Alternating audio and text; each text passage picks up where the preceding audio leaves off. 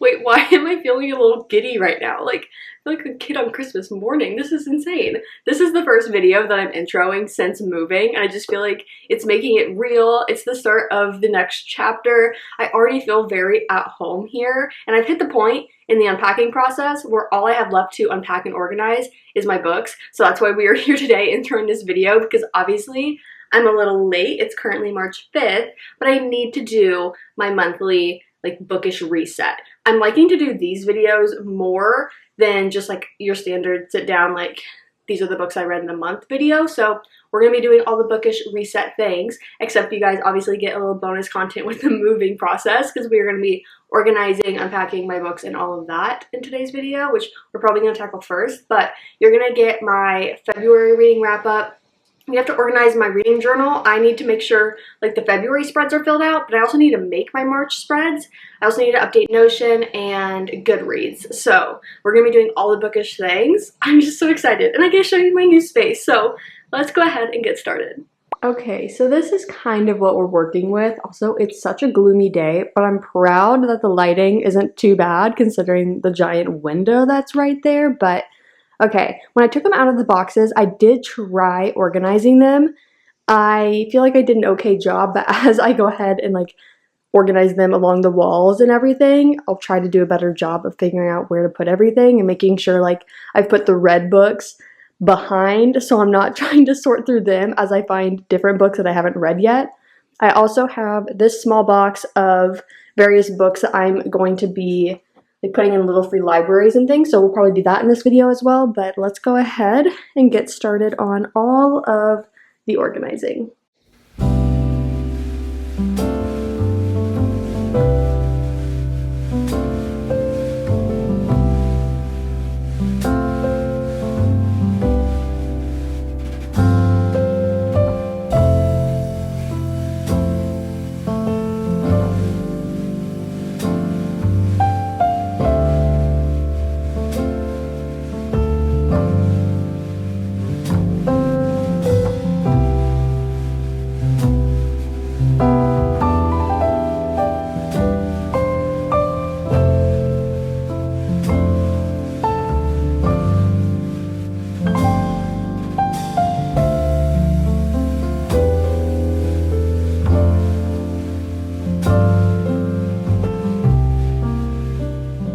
I hope you can hear the rain as like an ambiance in the background. It's been this like steady low rain for the last hour, and I think we're gonna get 2 hours more of it.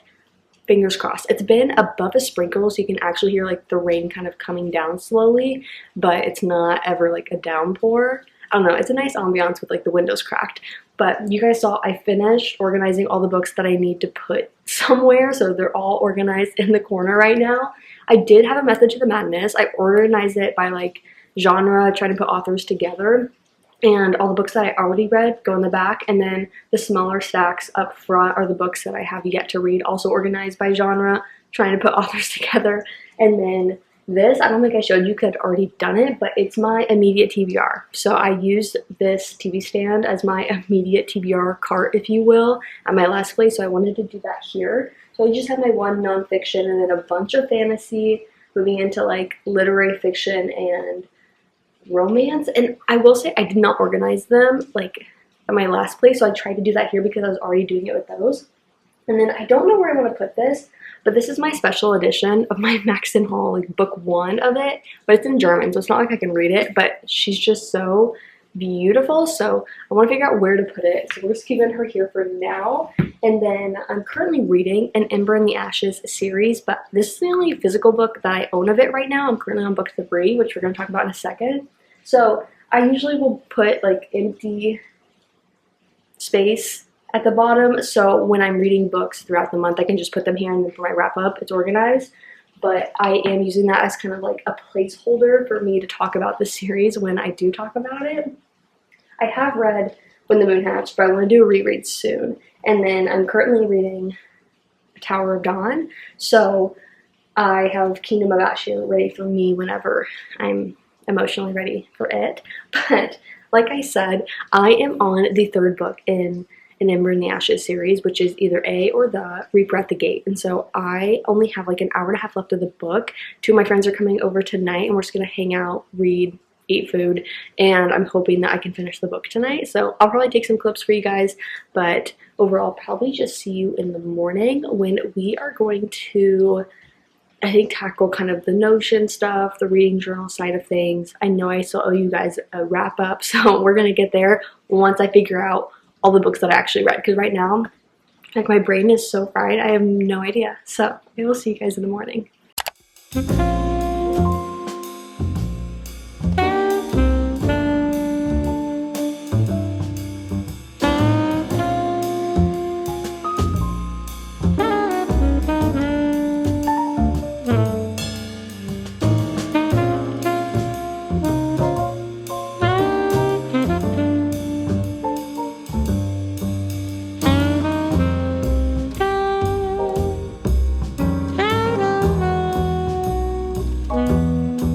Good morning, it's the next day, and I'm sorry if you can hear my heat on in the background, but it's like 64 degrees in here, freezing.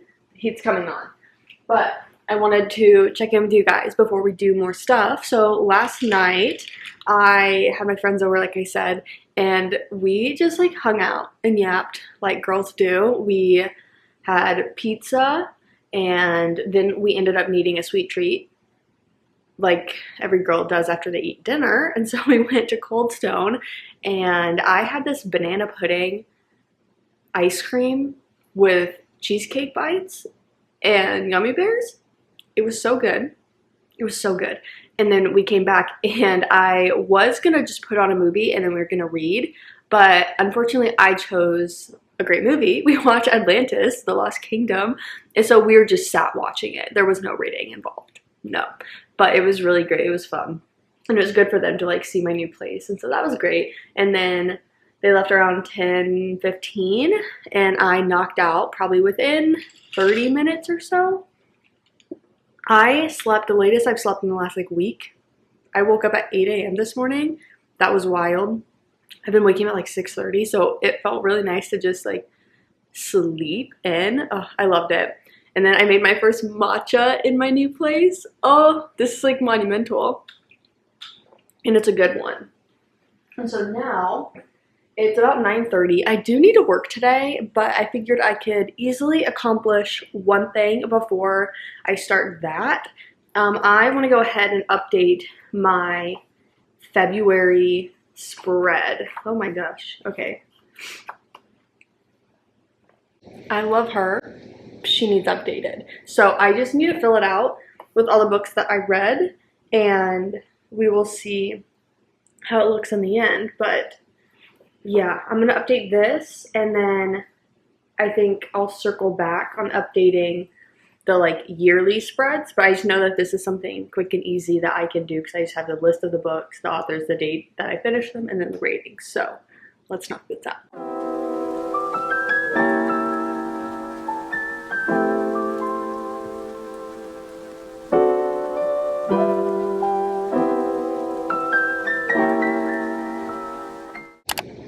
Okay, I just finished filling out my February reads. So next up is like the Goodreads Notion side of things. What is nice is I'm pretty much squared away on the Goodreads side, because if you follow me on Instagram, then you saw I did this photo dump where the caption was all these mini reviews of the books. So it's just a carousel of photos of the books that I was reading throughout the month. And then the caption was like these 1-2 liners that were a mini review of the book. And I like it because it allows someone to see if like this is the vibe that they want to read, and then it's not a full deep dive of the synopsis. So they can go in blind if they want, but they can also look more into the synopsis if they want. Like these 1-2 liners are things like, you know, this is for the girls that love this, or, you know, this book is if you want to learn more about this topic. So I really liked doing that, and I'm going to continue to do that, I feel like, at the end of every month over there. But then for Goodreads, I at least have these 1-2 liner reviews that I can just copy paste over there. But if it's something I want to expand on, I just can do that in real time. So I have that done, so I can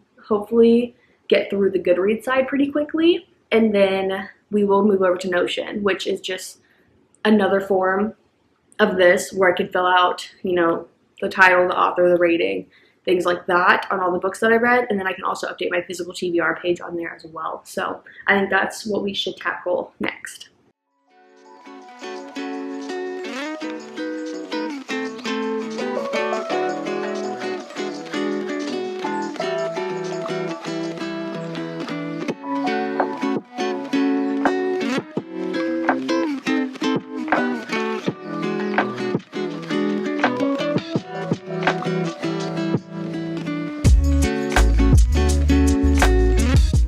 I just finished updating all my Goodreads and my Notion things. So I updated Goodreads with all of my reviews. On a couple of them, I added more thoughts and opinions. And then for my Notion, I updated my 2025 reads page, which kind of showed you guys a glimpse at it, where I can put all sorts of information regarding the book, including the author, obviously the title, and then like the dates I read it, the rating. I can add a review if I want.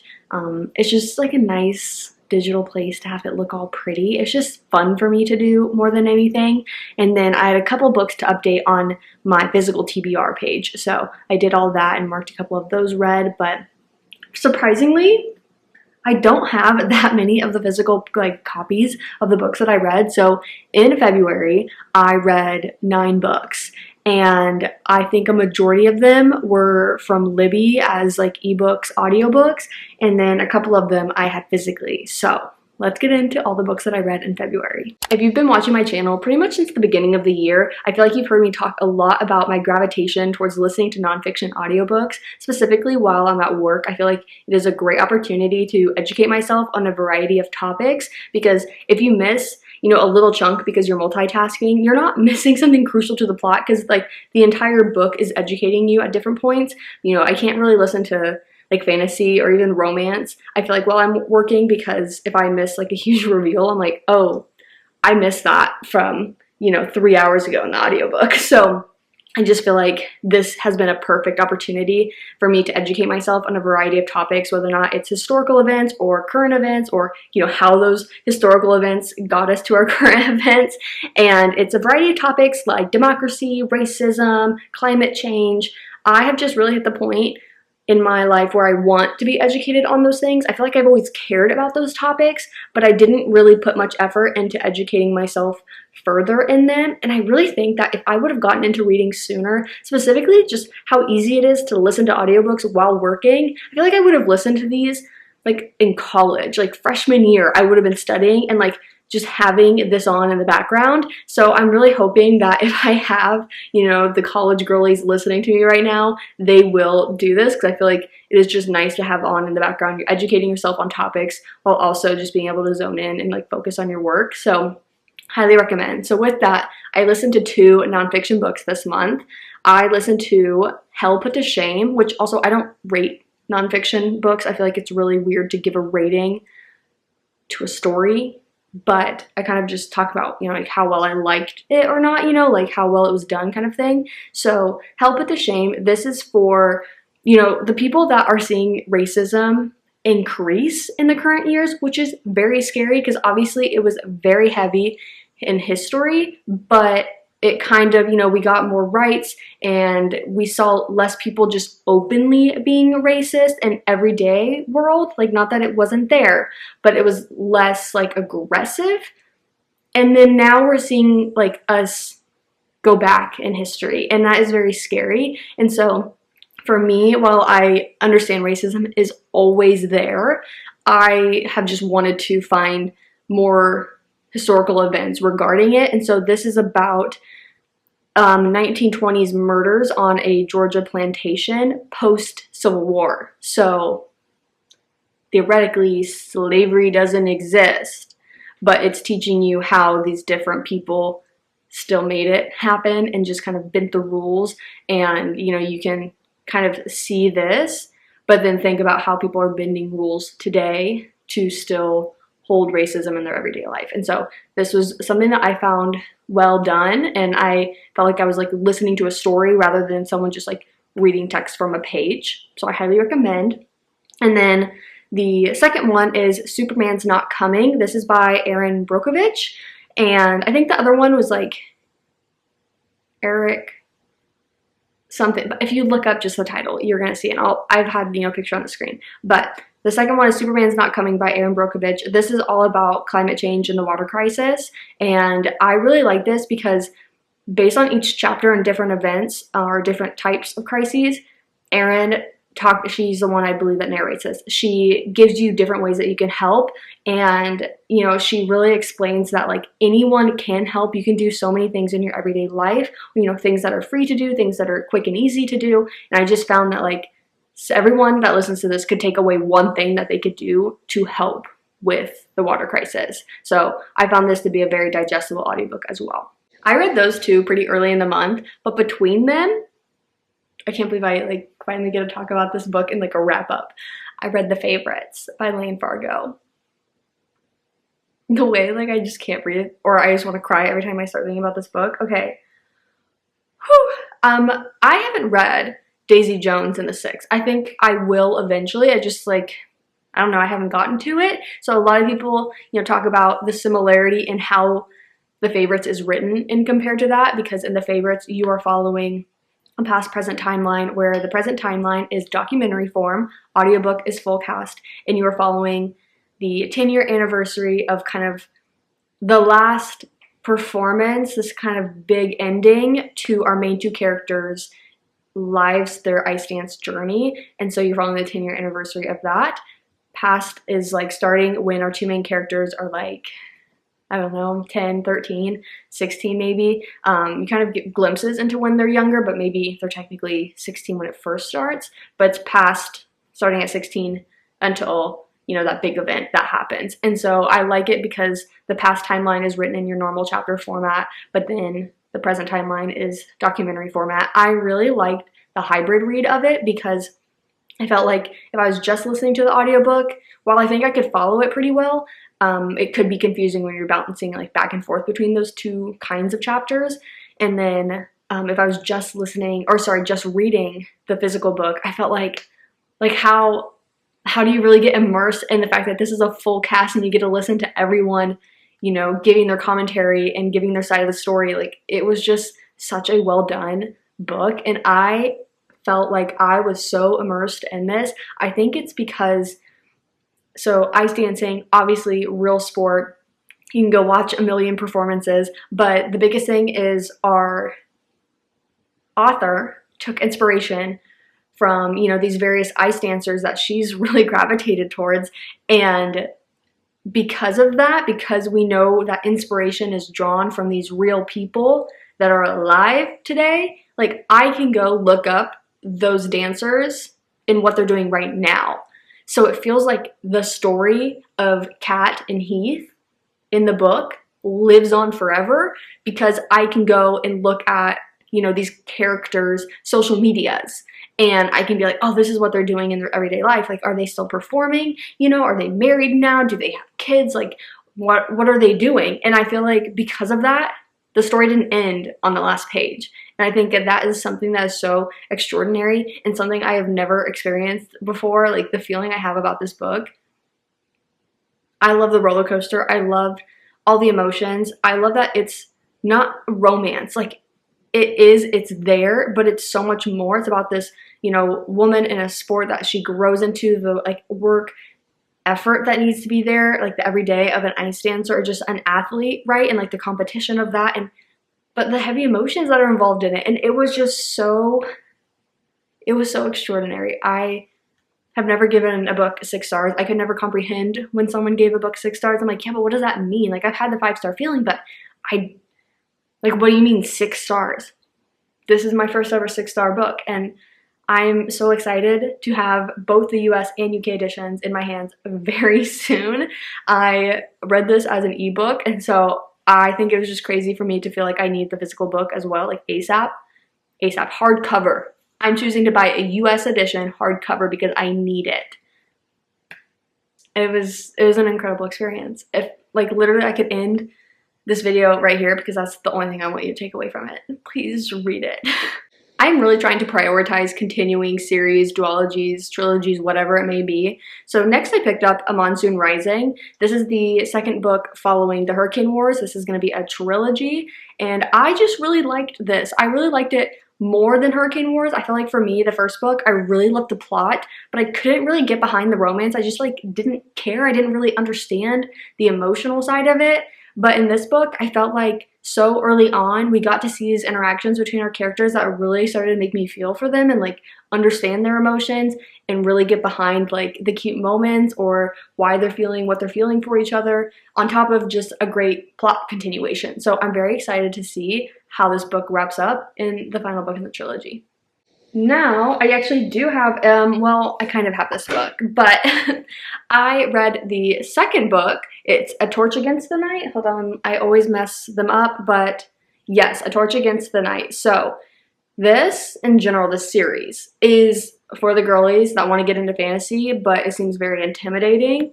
This is like a big book in size, but like the font is big. It is not a large book to get through. The fantasy is very easy to understand. There is this like very minor subplot of romance. It's very much like this slow burn-esque. It's not for the fantasy romance girlies. It's for the girls that love fantasy, but like you still want that little ounce in there, and like I love it. It's like this ember that's always alive, just waiting to ignite, and I really enjoyed this. So I read the second book, A Torch Against the Night.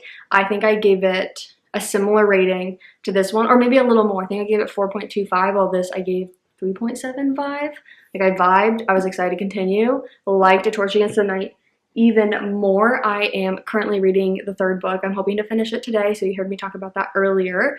So I read that, and then, oh, I guess I didn't really talk about like the plot, but I feel like you get it. Like, I mean, it's a fantasy book. You have a military with our main male character not really liking what the military empire is doing. You have the main female character that is literally just a girl that watched her brother get kidnapped, and she's turning to the rebellion group to help get him out of that prison. So she's infiltrating this empire kingdom military base as just like a slave. She's not some, you know, incredible like assassin kind of girl, like, but she's infiltrating it as a slave to help the rebellion group get information. So that's kind of our two main characters. And then next up, I read listened to Scythe and Sparrow. Yeah, that's the third book in the Ruinous trilogy.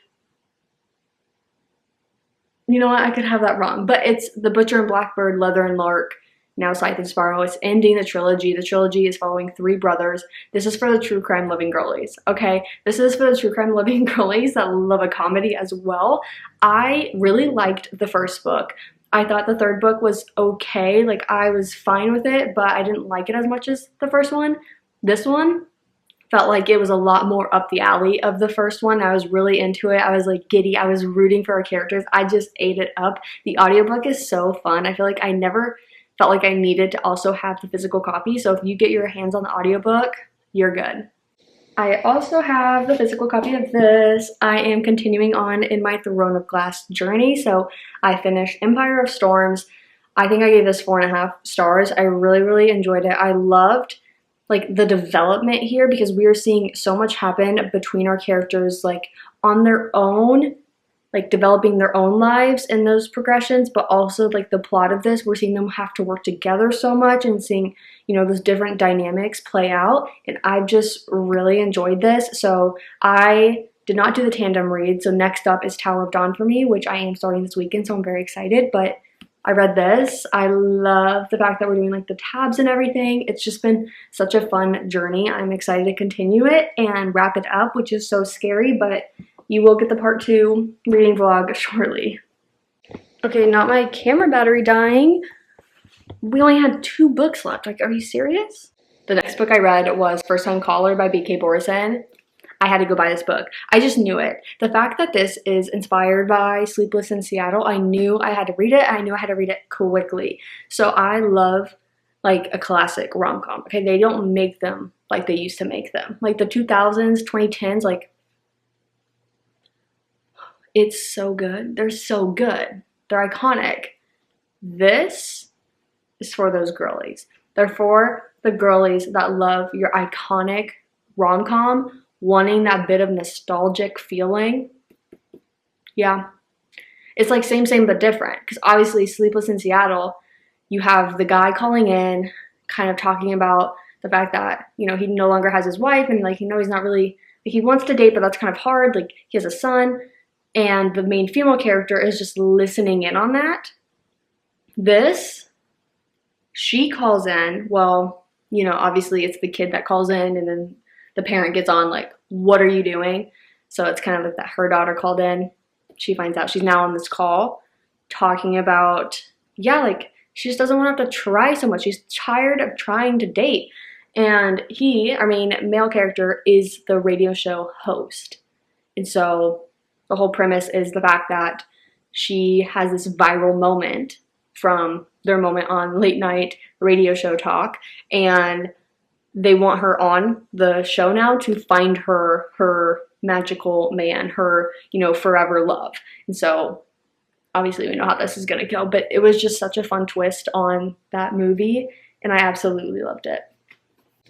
The last book I read was A Rebel Witch, which is the second book following Heartless Hunter / The Crimson Moth. It is that duology, and oh my gosh, like, what a fun time.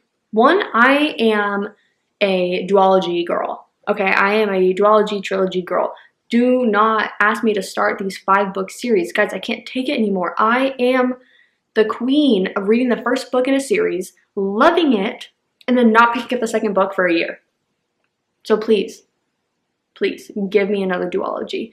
I really like this because you get a bit more. Like, in a standalone fantasy, I feel like it's so easy to feel like, wow, I love these characters so much, I wish I just had a little bit more. That's what the duology is for.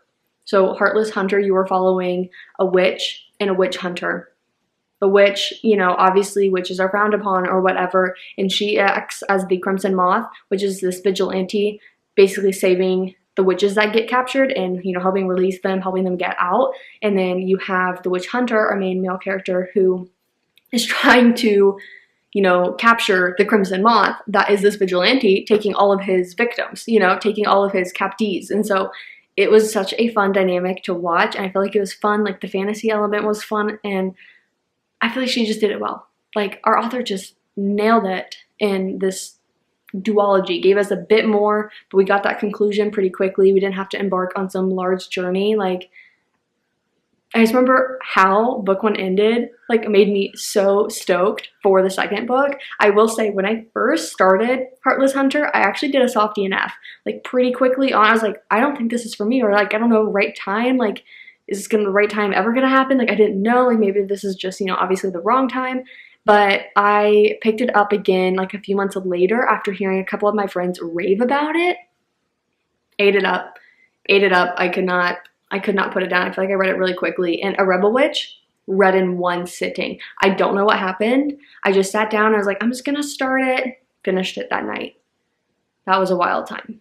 So those are all the books that I read in February. As far as books I hope to read in March, there aren't really new releases that are like, I need to read these like yesterday. I'm pulling up my list.